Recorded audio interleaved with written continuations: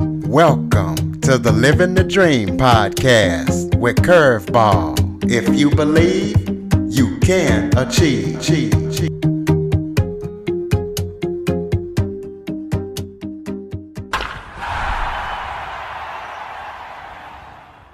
Hello and welcome to another episode of Living the Dream with Curveball.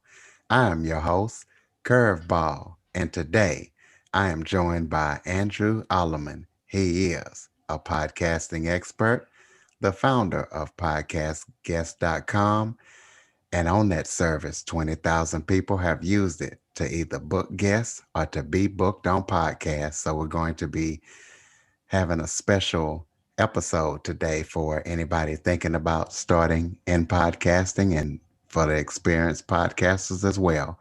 Andrew, thank you for joining me today. My pleasure. It's great to be here.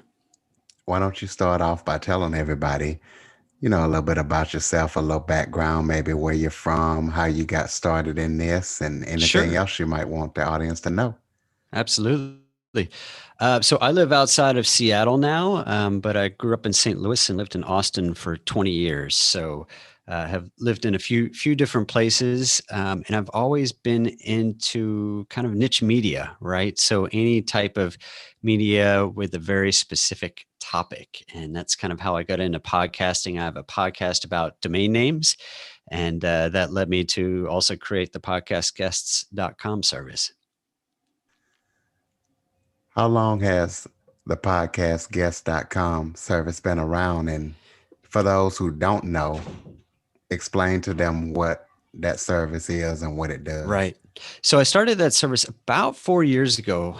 And what happened is I was doing my own podcast about domain names, as I mentioned, and I was running out of new and interesting guests. I pretty much tapped my Rolodex. And so I wanted to find a way to get new and interesting people on my show. And I looked around for ways to do that, services that would do that. And there were a few services out there, but they charged a lot of money, over $1,000 a month to help with that. So I decided to create my own service. And that was the genesis of podcastguests.com. And essentially, it is a tool that helps podcasters like you find guests, and then it helps people get booked on other shows. So I send out emails once to twice a week with a list of 10 podcasts that are looking for guests. And anyone who meets their qualifications can click a link and fill out a form to essentially pitch to be on those shows. And then I also have an optional directory where people can list themselves so that they can get found by podcasters rather than the other way around. Well, how did you get all those guests? I think you have over 600 in the directory. How did you manage to get all those guests? Yeah, so there are over 600 in the directory, and then there are thousands that use the service to get booked on shows. So at last check this week, over 28,000 people are now registered.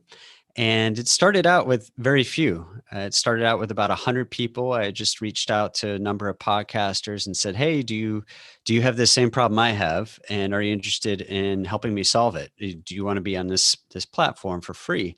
And about 100 people signed up. And the first week I sent out the list, we started making matches. And so it was a good sign. And so we've scaled it up significantly since then. And now a lot of people find out about the service through word of mouth. They hear from another podcaster or another person who's gotten booked on guests that, hey, this is what I'm using. And that's kind of how the service has grown.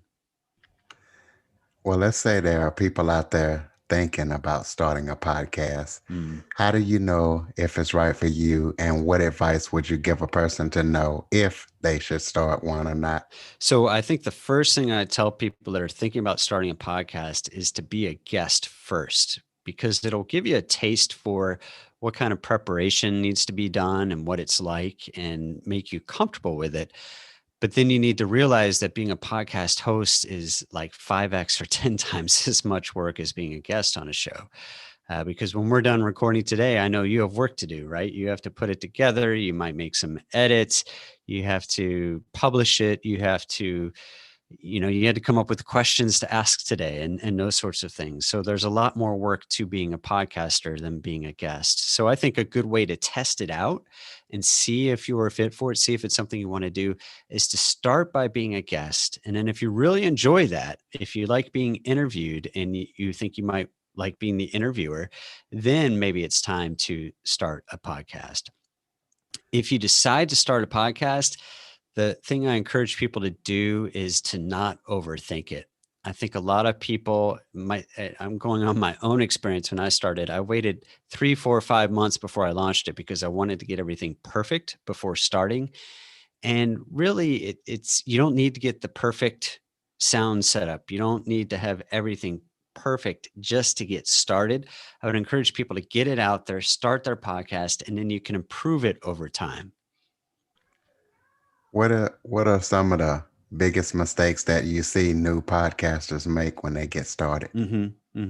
So I think one of them that I just mentioned is they try to overthink it, right, to get it out there. But another mistake I see, and this is the one area I would actually focus on before launching your podcast, is they don't have good cover art for their podcast. And it's kind of like writing a book and then skipping on the cover, right? Which is what people see, right? And they judge by it. Same thing goes for a podcast. When people are looking at podcasts and are scrolling through the app on their phone, all they see is this little graphic, right? This little square graphic for your podcast. And so I would take some time to make sure you create something that is legible when it's small and that it really stands out. Some other things I see podcasters do that are mistakes are not doing, like I said earlier, you don't have to have a perfect sound setup, but you definitely want to get an external mic. You'll just sound so much richer, so much better when you start. And you can get a microphone for about $30 or $40 on Amazon that will be significantly better than talking into your laptop or whatever microphone, you built-in microphone is in your system. Another mistake I see is that sometimes podcasters will feel like they need to go get the biggest and best guests out there, the most popular people, the celebrities. And I found that a lot of times the guests that help me the most promote the show after I've been on aren't the famous people, right? There may be people that aren't invited on a podcast multiple times a week or multiple times a month.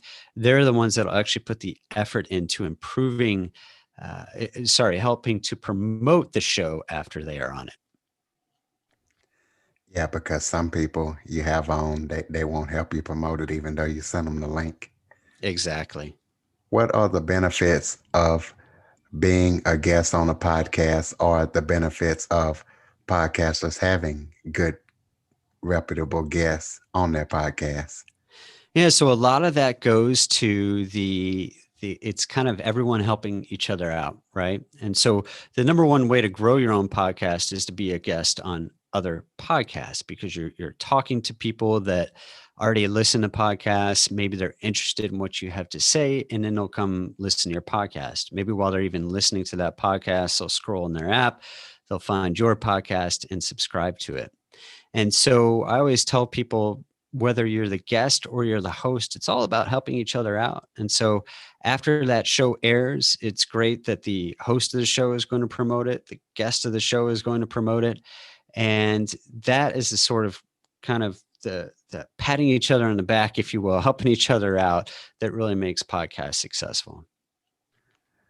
For those people who want to be guests on podcasts, what tips would you give them about crafting a perfect pitch to a podcaster? Right. And so this is something that I got so many questions about, and I had so much frustration. So after I started podcastguests.com, I would occasionally get an email from a podcaster saying, "Hey, this guest found me through your service, and the interview was really bad, and I don't know how to tell them I'm not going to air it."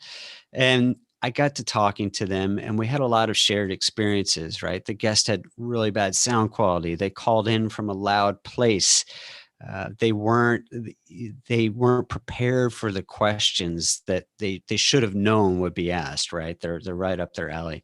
So I actually put together a guide, and you can get it for free at podcastguests.com/guide, and it walks you through crafting that pitch to be a good guest, making sure you're prepared for the show, and then helping the podcaster out afterward. When you craft your pitch, I think there's several things that are very important to do. One is to be specific in what your expertise is. And I think some people start out and their expertise is too broad. And, someone could say they're a technology expert or a business expert, but there are literally millions of people that fall into that category.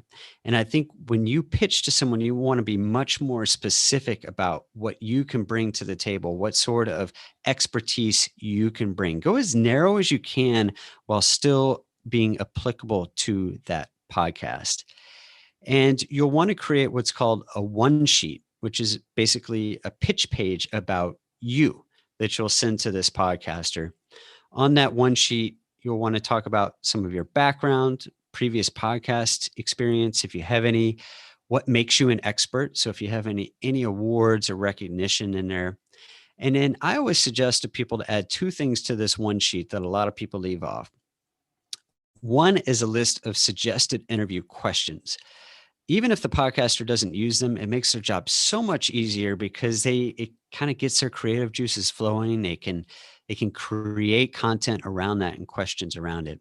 And the other thing is to go ahead and put on your one sheet how you will help the podcaster promote the show after you are on it. And I got the idea to add this to one sheets. I was at a conference, the South by Southwest conference in Austin, and I was chatting with a podcaster, and he said, I get pitched all the time from people who want to be a guest on my show, but they're just talking about what's in it for them and not what's in it for me. I want them to help promote me promote my show. And so I added that on as a way to get people really thinking about what they can do to help promote the shows after they're on them. So from the other side, you know, with your service, we have to pitch the guests. So what advice would you give us podcasters Yeah. about crafting a Right. good That's a pitch? great question. And I see a lot of podcasters submit basically the same request to people over and over. And I'll be honest, you don't have to work as hard as a podcaster because look, everyone in my directory wants to get booked on shows, right? So they do want to come on your show, but sometimes it's not obvious to them that they're a good fit for it. And so sometimes I'll respond back to someone that invites me on. I'm speaking on a podcast later this week that's about um, uh, how would you gym owners and private exercise coaches and that sort of thing. Trainers is the word I was trying to come up with there. And he reached out and he's like, hey, you're very successful, would love to have you on. I wrote back and I said, look, I'm happy to come on, but help me understand what information you want me to get across to your people. Why am I relevant? And he said, oh, well, a lot of my people are podcasting or they're trying to grow their business, so they need help figuring out how to do that. I'm like, okay, perfect. That is expertise I can bring to the table. So I would just say, make sure that it's clear that it's relevant. And on my invitation form, it says, why is this guest good for your show? And so just putting something a little bit about their background there, maybe one of the topics they've listed that they're interested in. I think that helps a lot. It also helps. I request people to put a link to their Apple Podcast link. And I know I actually saw you early on when you started doing invitations. You didn't have that Apple Podcast link yet, or at least you were submitting your RSS feed link, which is okay. But I think people really like to see, oh, they're already in Apple. They've gotten to that point in Apple Podcasts, and it helps out a lot with your credibility. Absolutely. Now, for the podcasters that are just starting out, they're not going to have many episodes. And I know when I first started, I pitched a guest that my friend recommended. And she came back. She said, you got all but two episodes. Basically, why do I need to come on your Right. show? So for guests, in your opinion, do you feel like podcast size or podcast fit is more important to them? Absolutely fit, 100% fit. I'd rather talk to an audience of 20 people that really care about what I have to talk about as opposed to 2,000 that it's a shot in the dark, right? Where it's just not that relevant. And so it is kind of a chicken and an egg issue, right? Because you're starting out your podcast, you want to get good guests on the show, but the guests are like, well, is this person going to be around? Are they going to stick with this? And a lot of podcasters quit, right? They realize that it's a lot of work. And so I always tell guests, though, that every podcast appearance that you make is an opportunity. It's an opportunity to improve your messaging. When you look at great speakers, right, they weren't great speakers right away. They went up on stage, they were nervous, and they've gotten better at it because they've done it over and over and over. So even if you're a guest on a podcast that doesn't have a large audience, as long as it's targeted, I think it's worth your time. And another thing to point out is if that podcast does become quite successful, you're going to get two benefits down the road. One, you can say, hey, you know what? I was on Living the Dream with Curveball, right? I mean, I was a guest, now he only has these, fantastic guests.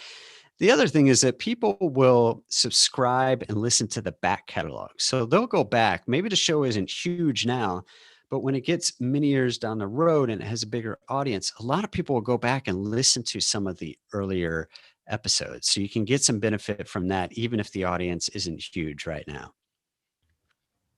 Absolutely. Now you just brought up something that about nervous. What what advice would you give somebody who is nervous before an interview? So here's the great thing about podcasts. Podcasts are not live and they can be edited. So when you look at the level of nervousness you have, say, doing a live radio show and then a live TV show, or actually going up on stage, those are many, many times more anxiety ridden than doing a podcast. Worst case, if I make a huge mistake here, you can edit it out. And so I tell people to look at all these interviews as an opportunity. You will make mistakes, but as far as the risk level of this medium, I think it's very low. Well, what are some of the mistakes that podcasters make when they're trying to choose guests for their shows? So I believe I mentioned a little bit earlier the only going after the big fish, right? I think it makes a lot of sense to go after some of the smaller guests out there, maybe the ones that haven't made quite the name for themselves, because they'll help you spread the word. They'll help you get the word out about your show. They'll actually promote it because they were excited to be on it, right? As opposed to a celebrity who's not even going to tweet about your show or say anything about it. So I think that's one of the things to think about. Certainly look at fit. And if you try to get a vibe on the person on if they're just going to spend the whole time promoting themselves or their service, as opposed to trying to help the audience out with real actionable ideas and tips and tools and that sort of thing. Because there are some people that it's pretty clear, to me, it's clear anyway, when I look at their one sheet, that they're all about selling their product or service. Where as opposed to the person who's like, hey, I'll teach your audience about this. I'll teach your audience how to be a guest on podcasts, or I'll teach your audience how to use LinkedIn to grow their leads. That sort of thing, something actionable, as opposed to, well, let me tell you about my 10-part system that you can buy for, $1,000, right? That's the type of guest you're trying to avoid. And then I always tell, this is somewhat on the podcaster, somewhat on the guest, just to make sure that they have at least that decent sound quality setup. Very basic, doesn't need to be expensive, but they've got a headset so you don't get an echo. They're not going to call in from the airport or from the car or something like that. Just trying to set those expectations. Well, from the podcaster and the guest side, what are some tips that you can give people to prepare for an interview? Well, it's great if you can go back and listen to a previous episode if you are the guest. And I went back and listened to one years before and kind of got a feel for it. And then if you're the podcaster, it's also nice if you can listen to a show that the guest has been on, so that you can understand kind of some of the questions that really you felt like you got some good answers to. But I think from a preparation standpoint, what I like to do before I have guests on is I kind of craft my general outline. And that outline might have 5 bullet points on it or 5 questions. And I'll actually send these to the guests ahead of time, kind of very high level, right? I don't want it to be canned. I don't want their responses to be like like they're reading off of something, which I'm sure you've come across with some guests. But I do want them to be prepared. So if I ask them for a certain piece of data or advice about a particular topic, I'd rather have them have kind of a thoughtful response than have them struggle. So I think a little bit of preparation that way goes a long way. Well, usually what I'll do is if I don't have a bio, I'll have them send me a bio. And when they Mm, ask me, what are we going to talk about? I basically tell them, we're going to talk about your bio. I went and checked out your website. So we're going to be talking about what's on your website. That's kind of how I do when guests want to know right. what we're going to be talking about. We're going to be talking about what was on your one sheet. And how many interviews have you done now? Oh, I've done a lot. I'm on episode 59 right now. So You were going fast because it hasn't been that long, right? When did you start the podcast? I started the podcast on September 7th. Okay, yeah, that's what I thought. I was like, when I saw how many episodes you have now compared to, I remember seeing you sending those invitations where it's like, hey, I've got 1, 2, 3 episodes. So that's great. Yep, and it's been great. And I didn't realize it was gonna take off like this, that I was gonna be able to get as many guests as I did, or Mm. that I'm getting. And speaking of guests, what advice would you give a guest about increasing the potential for them getting booked on podcasts? Mm-hmm.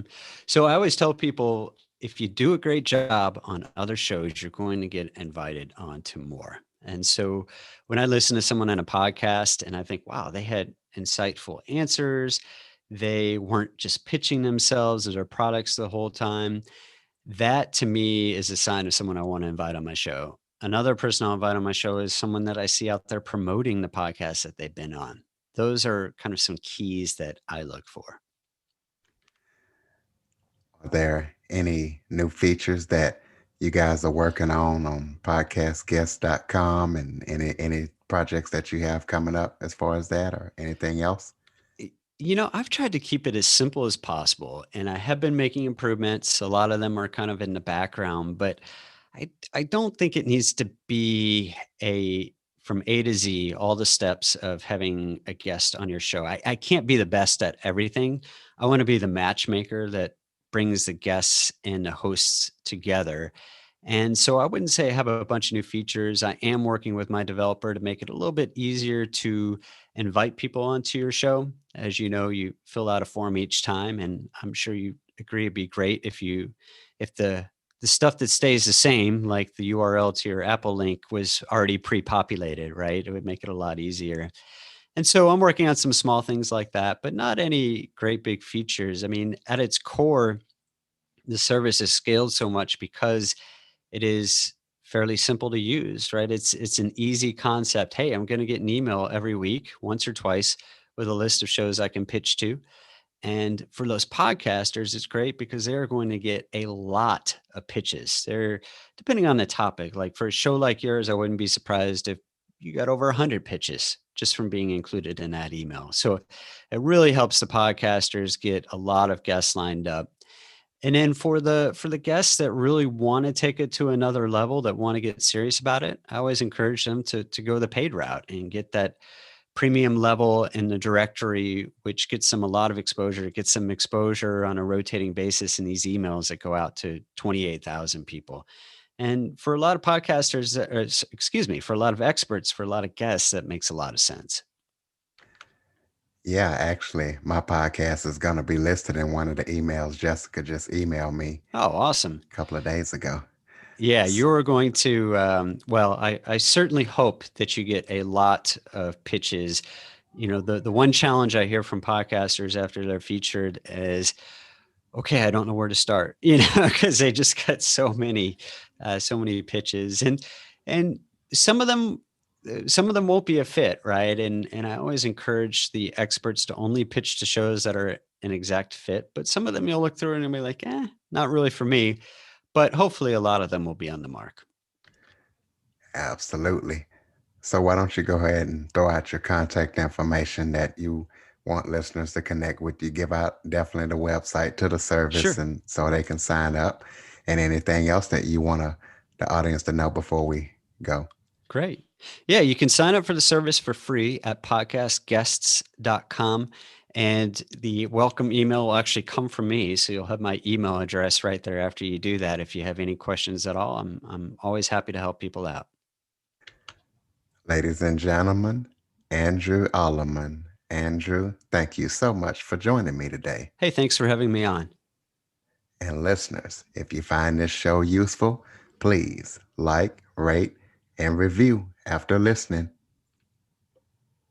For more information on the Living the Dream podcast, visit www.djcurveball.com. Until next time, stay focused on living the dream.